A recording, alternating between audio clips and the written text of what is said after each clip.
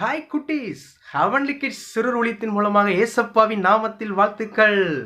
Okay, இன்னைக்கும் இந்த ஸ்டோரியில ஒரு கிளியினுடைய வாழ்க்கையை பத்தி தான் நீங்க கேட்க போறீங்க. கிளினா உங்களுக்கு ரொம்ப பிடிக்கும் அப்படிதானே? அதுவும் பேசுற கிளினா உங்களுக்கு ரொம்ப பிடிக்கும் அப்படிதானே? வாங்க நம்ம ஸ்டோரிக்குள்ள போலாம். ஓகே, ஜான் சொல்லிட்டு ஒரு குட்டி தம்பி இருந்தான். ஆமா, உங்களே மாதிரி தான் குட்டியா தம்பி இருந்தான். அந்த தம்பி அவங்க அப்பாட்ட போய் கேட்டான், அப்பா அப்பா எனக்கு கிளி வாங்கி தாங்கப்பா, கிளி வளர்க்கணும் ரொம்ப ஆசையா இருக்குப்பா அப்படின்னு கேட்டான். உடனே அவங்க அப்பா சொன்னாங்க, டே ஜான், உனக்கு நான் கிளி வாங்கி தரேன், ஆனா சரியான நேரத்துல அதுக்கு உணவு கொடுத்து அதை மெயின்டைன் பண்ணி நீ வளர்க்கறது சொன்னா நான் வாங்கி தரேன் அப்படி சொன்னாங்க. உடனே அந்த ஜான் சொன்னான், அப்பா நான் சரியான நேரத்துல உணவுலாம் கொடுத்து நான் வளர்ப்பேன்ப்பா, எனக்கு வாங்கி தாங்கப்பா அப்படின்னு கேட்டான். உடனே ஜானை கடைக்கு கூட்டிட்டு போனாரு அவங்க அப்பா. கூட்டிட்டு போய் ஒரு அழகான, ஒரு சூப்பரான, ஒரு பியூட்டிஃபுல்லான ஒரு கிளிய அவங்க அப்பா வாங்கி கொடுத்தாங்க. அதை வாங்கின உடனே அவனுக்கு ரொம்ப சந்தோஷம். வீட்டுக்கு கொண்டு வந்தான் அந்த கிளிய. இப்போ வீட்டுக்கு கொண்டு வந்தான் அந்த கிளிய அவன் வளர்க்க ஆரம்பிச்சான். ஆனா அந்த கிளிய வளர்க்கறதுக்கு கூண்டு இல்லாம இருந்துச்சு. உடனே அவங்க அப்பாட்ட கேட்டான், அப்பா எனக்கு ஒரு கூண்டு வாங்கி தாங்கப்பா அப்படின்னு கேட்டான். உடனே அவங்க அப்பாவும் ஆசைப்பட்ட மாதிரி ஒரு கூண்டு ஒன்று வாங்கி கொடுத்தாங்க. இப்போ இந்த ஜான் என்ன பண்ணா, அந்த கூண்டுக்குள்ள இந்த கிளியை வைக்க ஆரம்பிச்சான். இப்போ ஜான் என்ன பண்ணா தெரியுமா, அந்த கூண்டை பார்க்கறான். அந்த கூண்டு ரொம்ப சுமாரா இருந்துச்சு.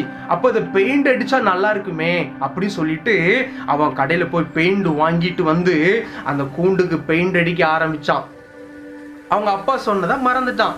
கிளிக்கு சரியான நேரத்தில் என்ன செய்யல, சாப்பாடு கொடுக்கல. அவன் கவனம் ஃபுல்லா கூண்டுக்கு மேல போயிடுச்சு. கூண்டை பெயிண்ட் அடிக்கிறான். பெயிண்ட் அடிச்சு பார்க்க ஆரம்பிச்சா நல்லா இருந்துச்சு. அதுக்கப்புறம் பார்க்கறான், கூண்டுல வெறுமையா இருக்கேன், லைட்லாம் போட்டா சூப்பரா இருக்குமே அப்படின்னு சொல்லிட்டு கடையில போய் கலர் கலர் லைட்லாம் வாங்கிட்டு வந்து அந்த கூண்டுல அங்கேயும் இங்கேயும் மாட்டி வச்சு அவன் எரிய வச்சு பார்த்தான். இப்போ சூப்பரா கூண்டு லைட்ல மின்னுது. அப்புறம் அந்த அவனுடைய ஃப்ரெண்ட்ஸ் எல்லாம் வீட்டுக்கு வர சொன்னான். எல்லாரும் வந்தாங்க. என் கூண்டை பாருங்கடா, என் கூண்டு எவ்வளவு அழகா இருக்கு பாருங்கடா சொல்லி கூண்டெல்லாம் காமிக்கிறான். அப்ப அந்த கூண்டை பார்க்கும்பொழுது எல்லாரும் சொன்னாங்க, டே ஜான் சூப்பரா இருக்குடா, உன் கூண்டு அழகா இருக்குடா, நல்ல கலர் லைட்லாம் போட்டிருக்க, சூப்பரா பெயிண்ட் அடிச்சிருக்க, நல்லா இருக்குடா அப்படின்னு சொல்லி அவனை பாராட்டிட்டு போனாங்க. உடனே அந்த ஜான் என்ன பண்ண, அந்த கூண்டை அங்க வைக்கிறது இங்க வைக்கிறது, இப்படியே அந்த கூண்டு மேலேயே அவன் கவனம் இருந்துச்சு. கிளிக்கு சரியான நேரத்துல சாப்பாடு போடல. மறுநாள் வந்து அந்த கூண்டை வந்து பார்க்கறான். கூண்டுல அழகா லைட் எரியுது, ஆனா கிளி செத்து போய் கிடக்குது. ஆமா தம்பி தங்கச்சி, கிளி செத்தே போச்சுது. அவன் கூண்டை திறந்து அந்த கிளியை தூக்கி பார்க்கறான். கிளி செத்து போய் கிடக்குது. தம்பி தங்கச்சி, அந்த கிளிக்கு சரியான நேரத்தில் அவன் என்ன செய்யல, சாப்பாடு போடல. நல்லா கவனிங்க, அந்த கூண்டு தான் நம்முடைய சரீரம், அந்த கிளி தான் நம்முடைய ஆத்துமா. தம்பி, நம்ம உடம்பு, நம்ம சரீரத்துல ஆவி, ஆத்துமா, சரீரம் சொல்லி 3 பகுதி இருக்குது. அந்த 3 பகுதியில சரீரம் ரொம்ப முக்கியமானது தான். சரீரத்துக்காக நம்ம என்ன செய்யறோம், தலை சீவுறோம், பவுடர் போடுறோம், சரியான நேரத்துல சாப்பாடுலாம் சாப்பிடுறோம். ஏன்னா அந்த சரீரம் உயிரோட இருக்கிறதுக்காக இவ்வளவு காரியங்கள் செய்யறோம் இல்லையா? ஆனா நமக்குள்ள இருக்கிற ஆத்துமா பிழைக்கணும்னு சொன்னா அதுக்கு ஒரே வழிதான். ஆத்துமாவுக்கு என்ன செய்யணும், உணவு கொடுக்கணுமா? என்ன உணவு, பிரியாணி கொடுக்கலாமா? இல்ல, அப்படி இல்ல.